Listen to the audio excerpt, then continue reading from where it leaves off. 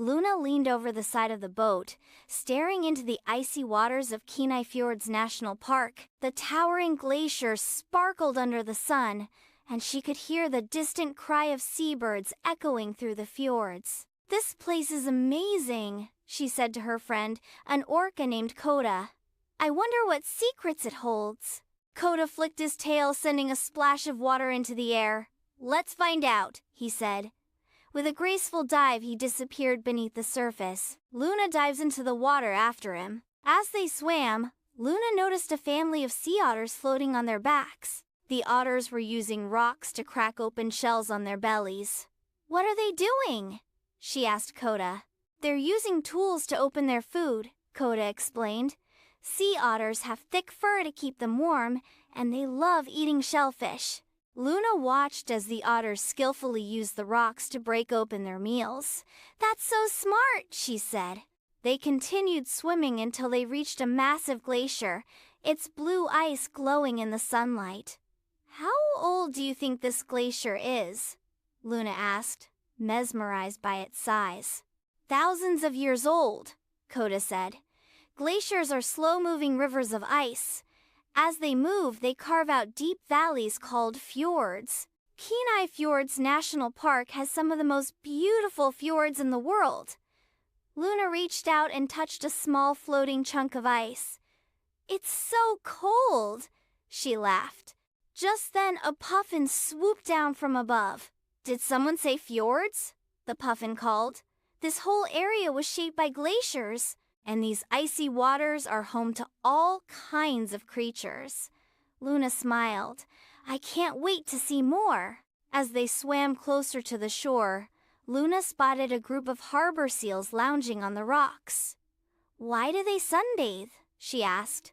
"We need to warm up after swimming in the cold water," one seal explained. "And we have to stay alert for predators like orcas."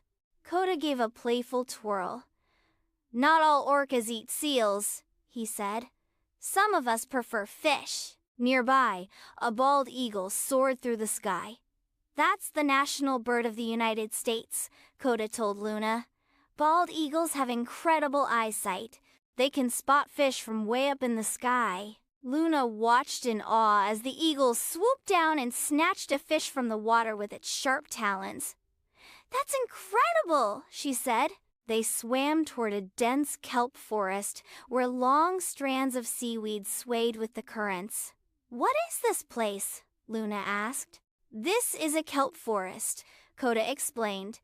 "Kelp is a type of seaweed that provides food and shelter for many marine animals." Luna peeked through the kelp and saw bright orange sea stars clinging to the rocks. Tiny fish darted between the fronds, and a crab scuttled along the ocean floor. "It's like an underwater jungle," she said. As they swam deeper, they heard a deep, haunting song vibrating through the water. "What's that sound?" Luna asked. "Humpback whales," Koda said. "They sing to communicate with each other. Their songs can travel for miles underwater." A massive humpback whale glided past them. "We travel great distances just like you," the whale said. "Some of us migrate thousands of miles every year." Luna marveled at the whale's size. "You're huge," she said. "What do you eat?" "Tiny krill," the whale answered with a chuckle. "Even though I'm big, I eat some of the smallest creatures in the ocean." Luna and Koda continued exploring until they reached a rocky cliff. A group of mountain goats was climbing high above them. "How do they climb so easily?" Luna wondered. "They have special hooves," Koda said. "Their hooves have a rough texture that helps them grip the rocks." One of the goats looked down at them. "It helps us stay steady," he said, "even on the steepest cliffs." Luna was amazed. "Every animal here has something special that helps them survive," she said. They swam toward a small waterfall where a group of salmon was leaping upstream. "How do they jump so high?" Luna asked. "We're strong swimmers," one salmon said, flipping through the air. "We swim upstream to reach the place where we were born." Luna cheered as the salmon made their way up the rushing water. That takes a lot of determination, she said. As they swam farther into the fjord, they spotted a massive iceberg floating in the distance. How does an iceberg stay afloat? Luna asked. Most of it is actually underwater, Koda said. Ice is less dense than water, so it floats. Luna placed her hand on a small piece of ice.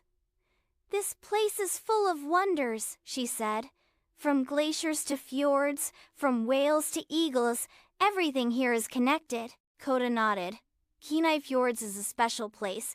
It's home to so many incredible creatures and landscapes. As they made their way back toward the boat, Luna took one last look at the breathtaking scenery. I've learned so much today, she said. I can't wait to explore more national parks. Koda grinned. Adventure is everywhere, he said. And there's always more to discover. With that, they swam toward the horizon, ready for their next great adventure.